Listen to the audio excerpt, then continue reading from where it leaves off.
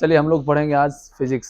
ठीक है, crash course batch में आपका बायोलॉजी संपूर्ण समाप्त हो गया है। उम्मीद करते हैं आप सबको संपूर्ण बायोलॉजी याद भी हो गया हो। ठीक है, भले हमारे उम्मीद को तुम तोड़ दो, वो तुम्हारा बात। ठीक है, आज हम लोग पढ़ेंगे फिजिक्स का सबसे इंपॉर्टेंट टॉपिक, सबसे इंपॉर्टेंट चैप्टर, प्रकाश का परावर्तन, रिफ्लेक्शन ऑफ लाइट। ठीक है, आज आपको बताएंगे कि पहले प्रकाश होता क्या है। ठीक है, प्रकाश का क्या क्वालिटी है, प्रकाश का क्या उपयोग है, और भी प्रकाश से संबंधित आपको बहुत सारी जानकारी आज देने वाले। ठीक है, तो सबसे पहला आपका टॉपिक होगा कि प्रकाश क्या है। ठीक है, तो सीधा समझो, प्रकाश एक प्रकार का ऊर्जा का ऐसा रूप है, ऐसा एनर्जी है जिस एनर्जी से हम आपको या आप हमको देख पा रहे हैं। ठीक है, जिस प्रकार जब हम लोग प्रकाश उत्पन्न करते तो क्या एनर्जी खर्च होता है कि नहीं होता है? चाहे लालटेन से प्रकाश उत्पन्न करे, बिजली से प्रकाश उत्पन्न करे, मोमबत्ती से प्रकाश उत्पन्न करे, जब प्रकाश का उत्सर्जन होता है तो उसमें ऊर्जा खर्च होता है कि नहीं होता है? इसका मतलब वह ऊर्जा का ही दूसरा रूप है। जैसे आप लोग पढ़े हैं विद्युत ऊर्जा और यांत्रिक ऊर्जा, पढ़े हैं ना?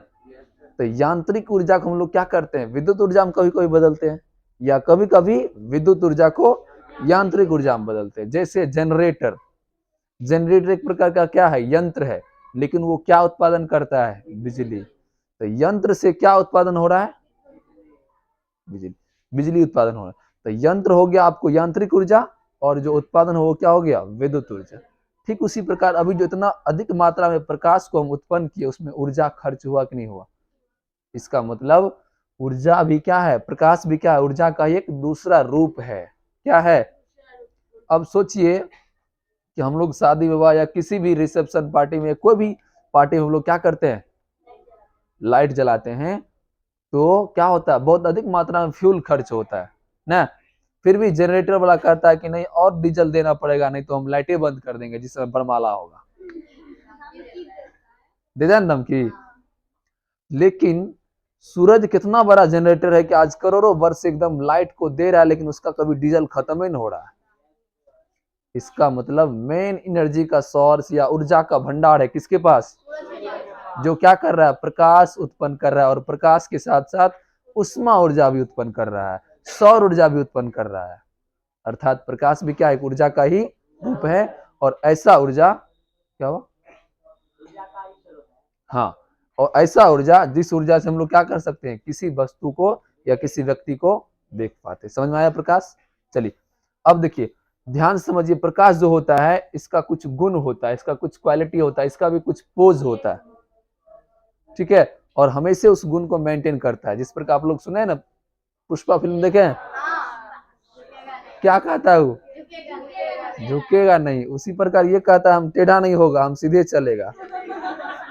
कैसे चलेगा? तो प्रकाश का पहला गुण क्या है, प्रकाश हमेशा सीधी रेखा में गमन करती है, कभी वो टेढ़े मेढ़े रेखा में नहीं जाती है। ठीक है, तो ये हो गया आपका प्रकाश का पहला गुण। दूसरा गुण ये है कि प्रकाश एक ऊर्जा का ही रूप है। क्या है? हाँ।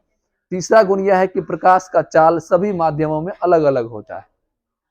ठीक है, हवा में, कांच में, तेल में, अलग अलग माध्यम में क्या होता है, प्रकाश का चाल अधिक होता है। कुछ माध्यम में आपको प्रकाश की चाल बता रहे हैं, सब लोग ध्यान सुनिए, पीछे बात नहीं की, जो भी लोग बात कर रहे हैं। तो पहला माध्यम हो गया आपका निर्वात। निर्वात मतलब हवा, खुले वातावरण। तो निर्वात में क्या होता है कि प्रकाश को है ना, बहुत स्पीड भागने में उसको अच्छा लगता है। जैसे आप लोग कभी टू व्हीलर या फोर व्हीलर जब चलाते होंगे, तो जहां रोड अच्छा मिलता है वहां एक्सीलेटर अपने ऑटोमेटिक बढ़ जाता है, नहीं बढ़ जाता है? या पैडल देते तो ऑटोमेटिक क्या होता है, पैडल देने में अच्छा लगता है। तो वही जब प्रकाश कहाँ चलता है, फोर लाइन निर्वात पर जब चलता है, तो इसका चाल कितना हो जाता है, 3 लाख किलोमीटर प्रति सेकेंड। 3 लाख किलोमीटर प्रति, मतलब प्रत्येक सेकेंड में इसका स्पीड कितना मीटर होता है, 3 लाख मीटर, किलोमीटर नहीं, सॉरी, मीटर, मीटर प्रति सेकेंड। ठीक है, और कांच में इसका एक्सीलरेटर घट जाता है, क्योंकि कांच में थोड़ा जर्किन लगता है। इसका चाल कितना हो जाता है, 3 से 2 लाख। ठीक है। तारपीन का तेल या कोई भी तेल, ऑयल ले लो, केरोसिन का तेल लो, उसमें कितना होता है 2.05 इंटू 10⁸ मीटर प्रति सेकेंड। ठीक है। उसके बाद पानी ले लो, पानी में लगभग 2.5 लाख मीटर प्रति सेकेंड होता है, 2.25 है ना इंटू 10⁸ मीटर प्रति सेकेंड। यानी कि विभिन्न माध्यमों में क्या होता है, प्रकाश का चाल अलग अलग होता है। और प्रकाश एक प्रकार का विद्युत चुंबकीय तरंग भी है। यहां तक हो गया था ना प्रकाश का चाल। अब प्रकाश स्रोत आता है, तो जिस वस्तु से हमें किसकी प्राप्ति होती है, या जो वस्तु प्रकाश निकालता है, प्रकाश जिससे हम लोग को लेते हैं, वही वस्तु क्या कहलाएगा, प्रकाश स्रोत कहलाएगा। ठीक है।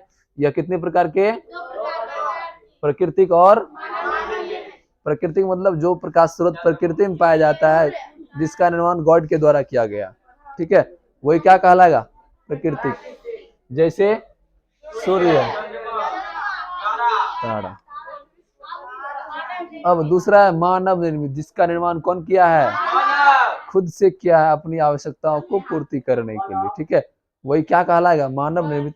जैसे बल्ब, चलिए, प्रकाश के गमन के आधार पर पदार्थ कितने प्रकार के, कितने प्रकार के, पारदर्शी, अपारदर्शी और पारभासी। पारदर्शी मतलब हुआ कि जिससे प्रकाश आर पार हो जाता है। दूसरा, जिससे प्रकाश आर पार, उसे अपारदर्शी। ठीक है। और पारभासी, जिससे प्रकाश के कुछ ही कण या कुछ ही भाग, कुछ ही किरण आर पार होते हैं, वही क्या कहलाएगा। 10 मिनट के बाद सबको पारभासी बना देंगे, मारते मारते सबको सुनेंगे। चलिए अगला टॉपिक क्या है, प्रदीप्त और अप्रदीप्त। जिस वस्तु से प्रकाश निकलता है वो क्या क्या कहलाएगा, जिस वस्तु से कभी प्रकाश नहीं निकलता है, जो प्रकाश नहीं उत्पन्न कर सकता है, वह क्या कहलाएगा, अप्रदीप्त वस्तु कहलाएगा।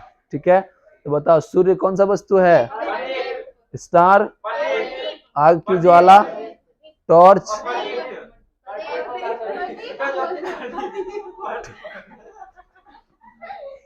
फुटबॉल, पृथ्वी,